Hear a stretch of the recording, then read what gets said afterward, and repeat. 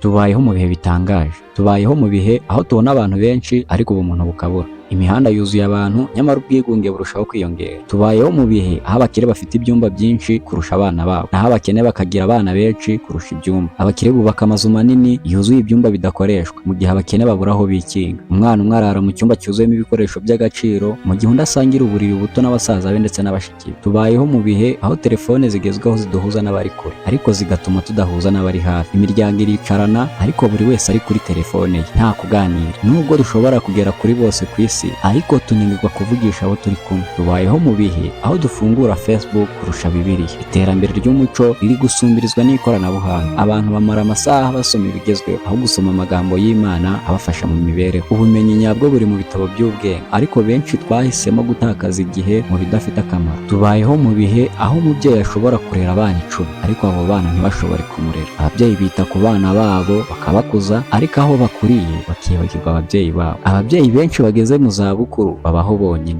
nta mwana ubitayeho. Ni akaga kubona urukundo n'ubwitange by'ababyeyi bidahabwa agaciro. Tubayeho mu bihe aho abakire bagenda ibirometero bashaka kugabanya ibyo kurya bariye, naho abakene bakagenda ibirometero bashaka ibyo kurya. Tubayeho mu bihe aho abagore bahemberwa kwambara ubusa, mu gihe hari abadafite icyo kwambara. Itangazamakuru n'inganda z'imyidagaduro byungukira mu guca intego y'ubupfura. Hari abakize kubera kwiyambika ubusa, mu gihe abandi babuze icyo bahishisha umubiri. Isi ikeneye gutekereza no guhindura uko ibona iby'ingenzi n'ibidafite agaciro. Tubayeho mu bihe aho dufite nimero nyinshi mu matelefone, ariko dufite ubucuti buke. Twagira amagana y'inshuti kuri WhatsApp na Facebook, ariko tukabura uwo tubwira ibibazo byacu. Mu gihe cy'ibibazo, benshi basaga nk'inshuti zawe usanga byari amagambo gusa. Ubucuti nyabwo busaba igihe, ubushake no kwizera, kandi ibi ni ibintu ikoranabuhanga ritashobora gusimbura. Tubayeho mu bihe aho dutunze byinshi ariko tugashima bike. Abantu bafite ibikoresho byinshi ariko ntibanyurwa. Umutungo ntugira iherezo, ariko umutima unyurwa no kuba ufite iby'ingenzi. Gushimira ibyo dufite niryo banga ry'ibyishimo. Tubayeho mu bihe aho tuzi ko twabona imibereho myiza, ariko tukibagirwa uko twabaho neza. Tugira amafaranga menshi, ariko amahoro yo mu mutima akaba make. Akazi katwaye ubuzima bw'abantu, ntibakibona umwanya wo kwishimira no gukunda ababo. Ubutunzi nyabwo si amafaranga, ahubwo ni umunezero, urukundo ndetse n'ituze.